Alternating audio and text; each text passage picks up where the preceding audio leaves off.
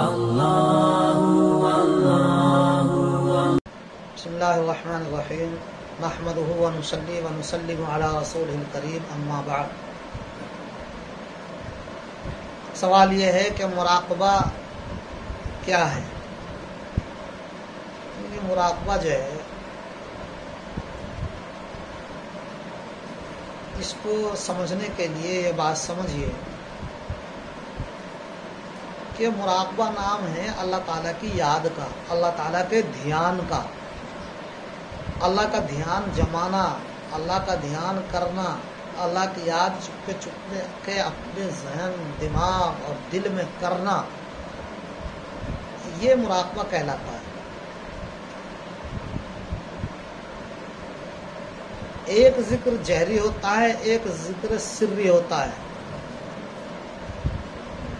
ذکر جہری تو وہ ہے جو آدمی آواز کے ساتھ کرتا ہے، لا الہ الا اللہ، لا الہ الا اللہ، سبحان اللہ، الحمدللہ، لا الہ الا اللہ، محمد رسول اللہ صلی اللہ علیہ وسلم، یعنی زور سے جس کی آواز نکلے، آواز کا، چاہے وہ خود اپنے کانوں تک ہی آئے، یہ ذکر جہری ہے۔ اور ایک ہوتا ہے ذکر سری، جس کی آواز نہ نکلے لیکن زبان کی حرکت ہوتی ہے، ہلکے ہلکے سبحان اللہ، الحمدللہ، لا الہ الا اللہ، درود شریف، استغفار، جو بھی آدمی ذکر کرے بغیر آواز کے زبان سے ذکر سری ہے۔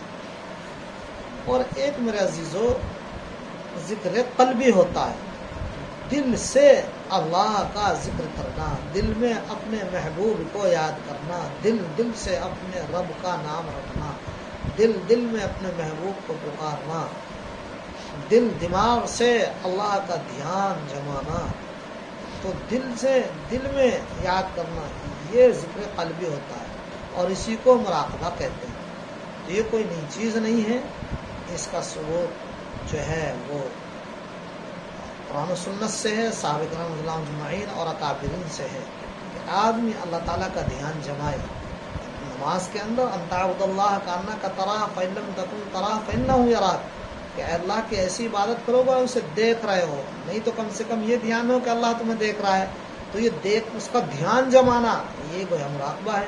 تو یہ جو نماز کی حالت ہے یہ انسان کے ہر وقت کی حالت ہو جائے، اس کی مشق کرنا۔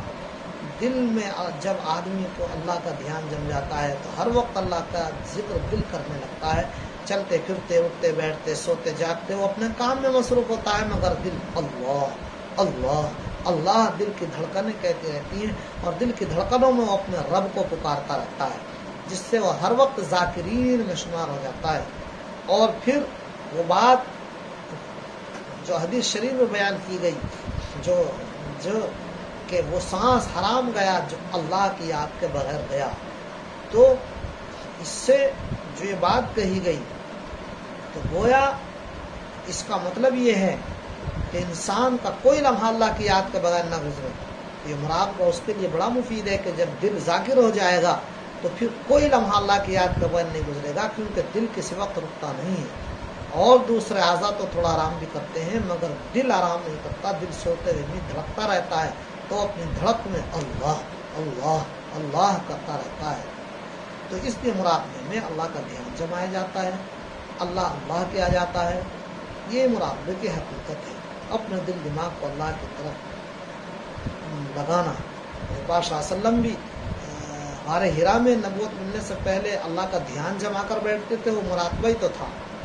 تو اسی طرح سے جو ہے میرے بھائی اور عزیزوں، یہ ہمارے بزرگوں کا ایک طریقہ رہا ہے سب سلسلوں میں، لیکن خصوصاً نقش بندی سلسلے کے اندر جو ہے یہ خصوصی حیثیت رکھتا ہے، اور اس کے پہلا سبق ہی مراقبہ ہے۔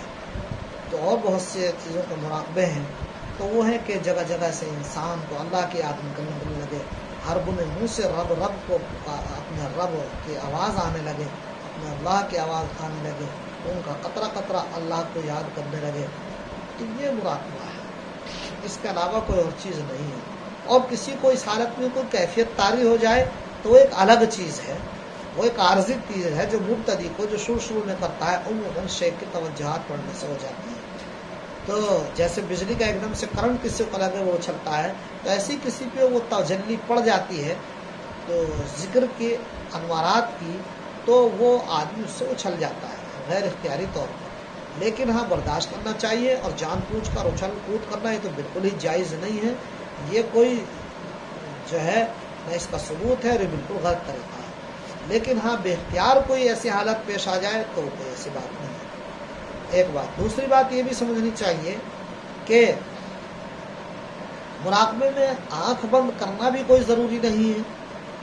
مقصد تو اللہ کا دھیان جمانا ہے، چاہے آپ کھول کے جمیں یا بند کر کے.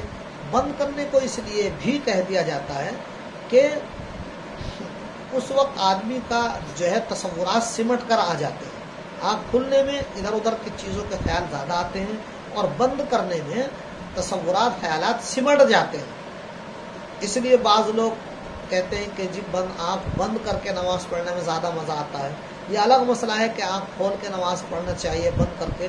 تو بعض نے کہا کہ اگر زیادہ دھیان آئے لگے اللہ کی طرف تو پڑھ سکتے ہیں، لیکن سنت طریقہ یہی ہے کہ آنکھ کھول کے پڑھی جائے. افضل یہی ہے کیونکہ رکوع کی حالت میں، سجدے کی حالت میں، قیام کی حالت میں جہاں جہاں پر نگاہ رکھنا مسنون ہے وہ سنت ادا ہو.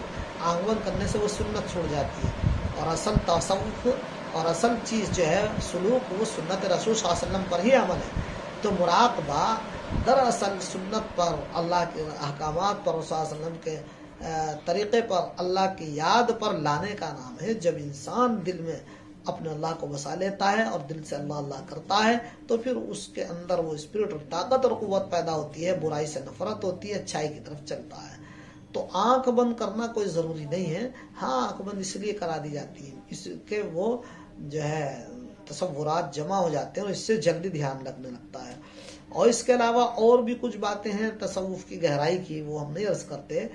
لیکن ایک موٹی سی بات بس یہی عرض کرنی تھی جو سوال کیا گیا کہ مراقبہ کیا ہے، کہ بس یہ اللہ کی یاد کا نام مراقبہ ہے. اللہ کا دھیان لگا کے بیٹھنا، اپنے دل سے اپنے دماغ سے اللہ کو یاد کرنا. یہ ہمارے نقشبندی مجددی سلسلے میں خاص طور پر اس کی ایک اہمیت ہے. اور یوں سب کے نتیجے کے چاروں سلسلوں میں، کسی میں شروع میں کسی میں بعد میں، تو آدمی اس کو کرے، اس میں کوئی حرج کی بات نہیں ہے. اللہ تعالیٰ کا دھیان جمانا چاہیے.